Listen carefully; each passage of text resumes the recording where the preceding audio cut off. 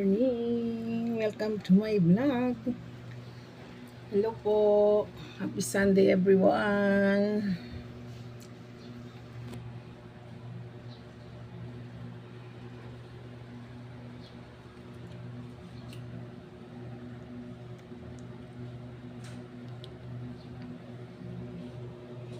Madilim po, no? Madilim aming kusina.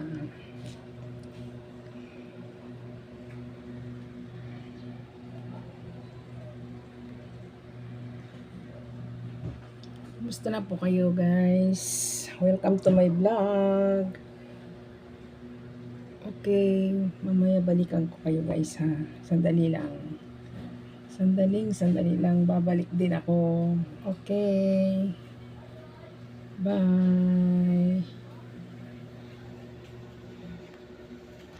Okay po, ako yung magbabalik.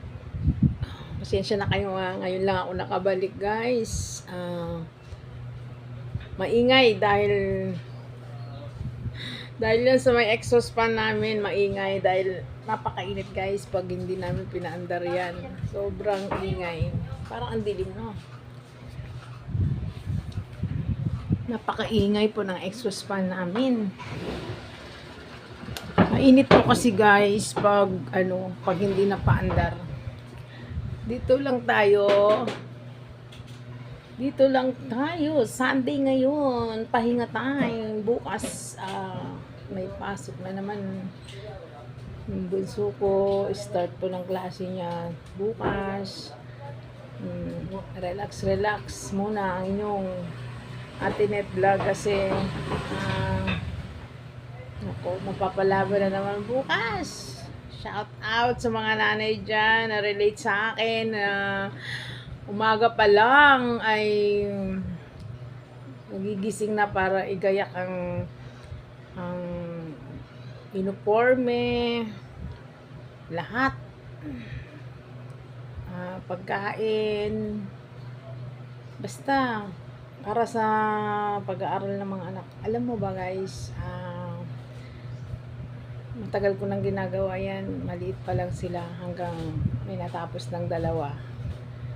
Hanggang ngayon, ginagawa ko pa rin. Pero okay lang, masaya naman di ba? At least, nag-aaral sila mabuti. Mag-aaral lang sila mabuti, guys. Walang problema sa akin yun. Walang problema. Sabi ko nga, sige, mag-aaral lang kayo. Kahit ako na lahat gumawa dito sa bahay. Basta, mag-aaral lang kayo.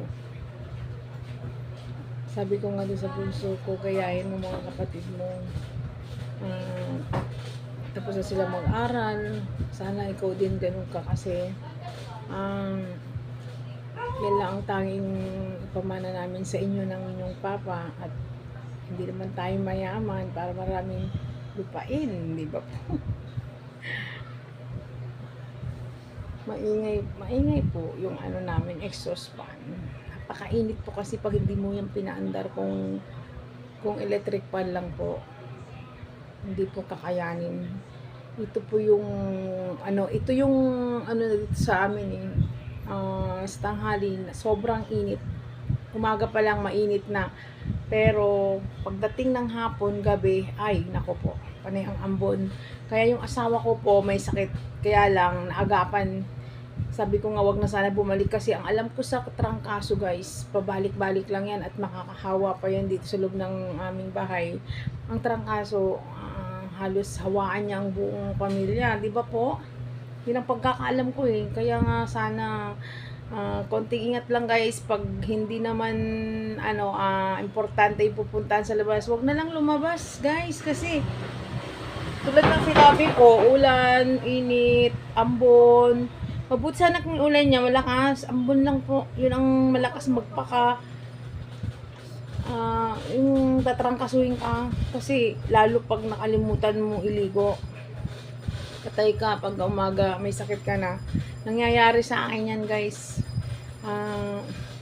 Mahina ako sa ambon, di bali mabasa na ako sa ulan yung malakas, wag lang yung ambon kasi makalimutan ko lang na iligo, wala na.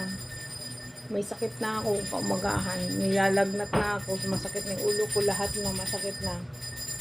Ang ingay ni Manong ice cream. Bilhin daw kayo, guys. Shout out sa may gusto sa ice cream. Bilhin na daw po kayo.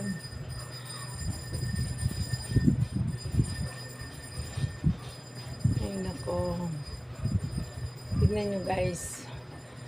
Marami, andito yung mga anak ko kasi walang mga pasok. Pero, wala naman sila dito. Ako lang lagi nasa baba. Andun sila sa mga kanya-kanya nilang kwarto. Yung isa, tulog pa. Yung isa, hindi ko alam kung tulog sila pareho. Basta, nandun pa po sila. Hindi pa po sila bumababa. Kaya nandito ako lagi sa baba. Kasi tingnan nyo guys, yung tindahan ko. Yan. Pag nasa taas kaming lahat, wala ng tindera, di ba? Iba po. Ay naku, buhay nanay nga naman yun. Buhay nanay. Hindi pa po kami nakapagsimba kasi ang gusto ko, pag nagsimba kami, dalawa kami po ng asawa ko. Kaya tuwing hapon po kami nagsimba ng linggo. Umili ka lang kung anong oras. Marami pong simbahan dito kahit saan. Ang pili-pili namin oras kung hindi 5, 6 ng gabi. Oo, hapon or gabi na rin po yun. Alas 6, di ba? Tapos, rito 7 na ng gabi. Isang oras kasi yung mas. Gusto ko kasi dalawa kami magsimba, guys.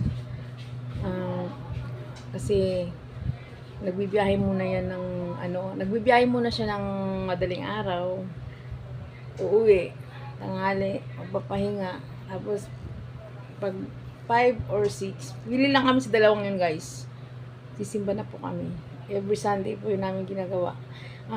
Meron kaming pinupuntahan na simbahan na sobrang madaling araw kami maalis. Mga 4 or 4:30 ng madaling araw, maalis na kami dito sa bahay kasi sobrang layo po, napakalayo. Sa biyahe pa lang po papunta 2 oras na, pabalik 2 oras. Di ba naubos na yung oras namin sa kakabiyahe lang.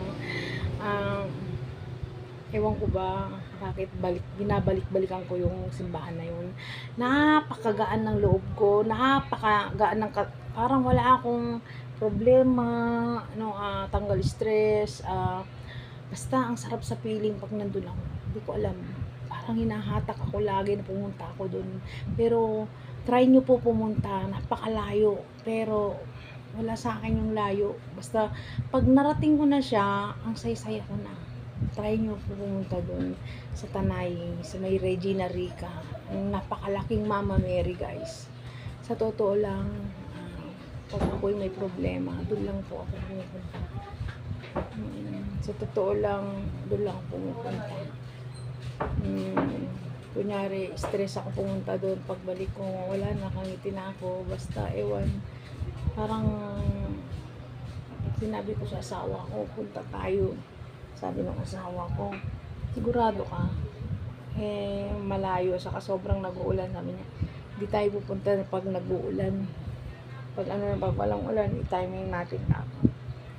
Shout out! Kwentuhan lang tayo, guys. Kasi Sunday ngayon, pahinga time, tahimik po ang buong kabahayan.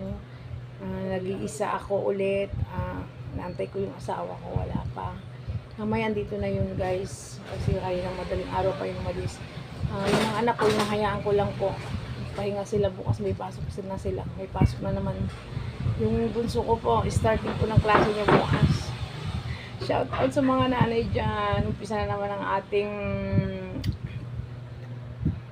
naman ang ating paggagayak, pag-aasikaso. Pero okay lang yun. Ako nga, sa totoo lang, tatlo yan. Tatlo yung anak ko yan. Kaso,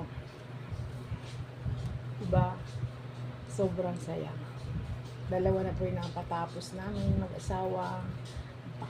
Napakasarap sa pakiramdam, guys. Sobra. Wala sa akin yung mga pagod na yan. Alam mo ba, pag gumagraduate na yung mga anak ko, parang nawala lahat yung pagod ko, yung hirap, puyat, pagod. Andyan yung may hinihingi silang bayarin, tapos wala kang madukot.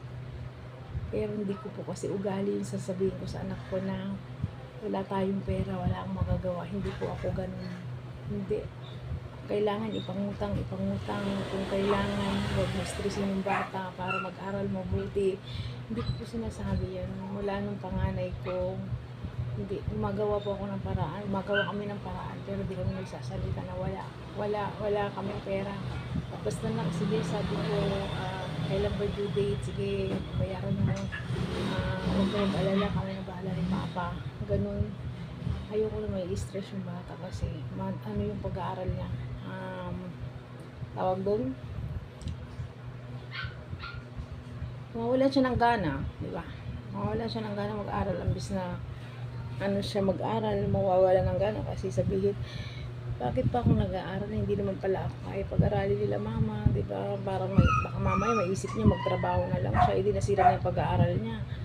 Sabi ko naman, magtatrabaho kayo, pero wag muna ngayon, tapusin niyo muna yung tawag doon, pag-aaral niyo, di ba?